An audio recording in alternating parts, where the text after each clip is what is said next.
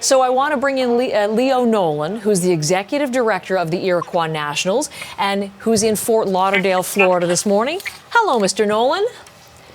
Good morning.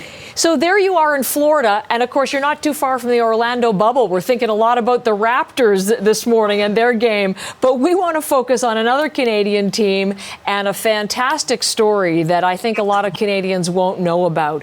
Particularly, they may not even know, Mr. Nolan, about the Iroquois Nationals. So tell me about your team and how good it is. Our team is the third-ranked team in the world in field lacrosse, the second-ranked team in box lacrosse.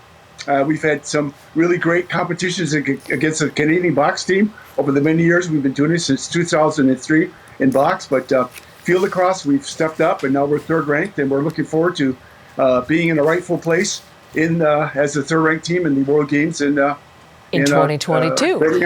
Okay, and then tell us about who the athletes are who play on the Iroquois Nationals. Sure. The Haudenosaunee Confederacy, Six Nation Confederacy, that is our team members. We have 7 territories in New York State, 10 in Canada, Quebec, and Ontario. And so we draw from a very limited number of but very talented players. And over the years, we've really improved our game a lot organizationally also.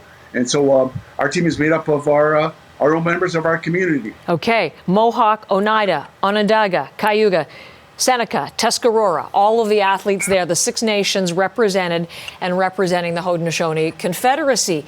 And you're really good. You've made that really clear. So lacrosse lands on the slate for the World Games in 2022, and you would think as ranked number 3 that you'd be on the invitation list. What happened? Well, I'm not really sure exactly what happened. You know, we weren't privy to the internal discussions about who was going to. The World Games is by invitation, and only 8 country teams can participate in team sports. And you didn't get an invitation. That was the thing. You didn't get the invitation. We didn't get the invitation. I think it was primarily because I think a lot of folks, like around the world, and again, world lacrosse is a world sport now. 67 countries participate.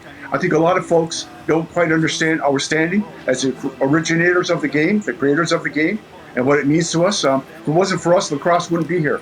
So I think there was a lack of understanding, appreciation, and knowledge about our standing in lacrosse world. And so I think that's been fixed, and we're looking forward to 2022. Okay, well, we have to talk about the fixing, because when people found out that the number 3 team wasn't on the invitation list to the World Games involving lacrosse, international reaction ensued. What did Ireland do, Mr. Nolan? Ireland was very,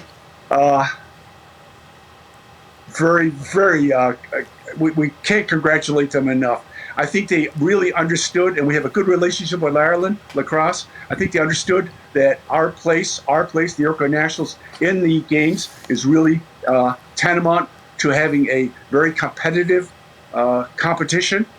And recognizing us as the originators of the sport, they voluntarily withdrew with the understanding that their reverence for the game is almost as much as ours is in some respects. So we were very thankful, very grateful. It was a great nation-state relationship that we've developed, and I think they've become very understanding about where the Iroquois Nationals should be. Pretty incredible. Ireland steps aside to give you the chance to play when the World Games take place. And when you got that after the fight and not being excluded, I mean, what was your reaction to now being on the list of 8 teams competing? We were very excited. Again, our rightful place has been recognized, and we're very pleased with that. I think the more and more we go down this road, especially when we go towards the Olympics in 2028 in Los Angeles, I think more around the world will understand our standing in this particular sport, and it'll be very helpful to lacrosse in general around the world. It'll help grow the game even more. I mean, that's the interesting part. It's on the provisional status for 2028 in Los Angeles, so it's important to get some of that world exposure to what lacrosse offers. You've mentioned this sort of in passing. I just wanted to come back to it as we think about what lacrosse means to your 6 member nations. People maybe are familiar basically with the history, but how significant it is to you and to your players. Well, the game was given to us by the Creator as a medicine game to be used for healing, both spirit, mentally, physically, and it's used in that regard. And now it's transcended into a more modern type game, I guess you could call it, where it's 10 on 10. We still do medicine games in our territories, and it brings the community together.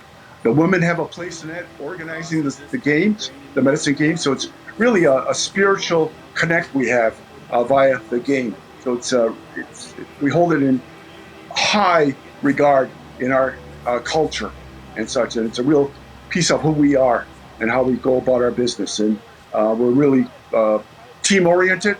We all have our roles in life. Similarly with lacrosse, some are goalies, some are midfielders, some are defensemen, some are attackmen. We all have our roles, and we respect that roles that we all can contribute to our very competitive, fun game to play. I really appreciate understanding why it was so important that you have your rightful place among the best teams in the world. So as I look at the competition, I know we're talking 2022, Mr. Nolan, but you've got Australia, Canada, Germany, Great Britain, Israel, Japan, and the United States, and the Iroquois Nationals. How do you like your chances? I think our chances have increased exponentially for the last 10 years. So I think with our athletes who are always prepared to compete both domestically and internationally, I think our chances are really, really good. It's going to be a new format. It's going to be 6-on-6. It's a kind of a format they're testing out, World Lacrosse is testing out for Olympic competition. And I think it even plays more to our athleticism of our athletes. So I think it's going to be a fun game to watch. And that's why I think it's really very entertaining and a lot of fun to really not only participate in, but as a fan or person of interest that would love to see a new type of game. I think it's going to be a lot of fun. A lot of fun. I think our chances are really good.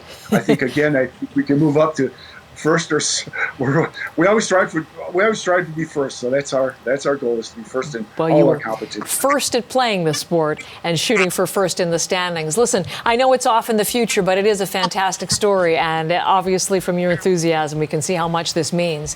Thank you very much, Leo Nolan, for telling us the story and for joining us this morning from Florida. Thank you.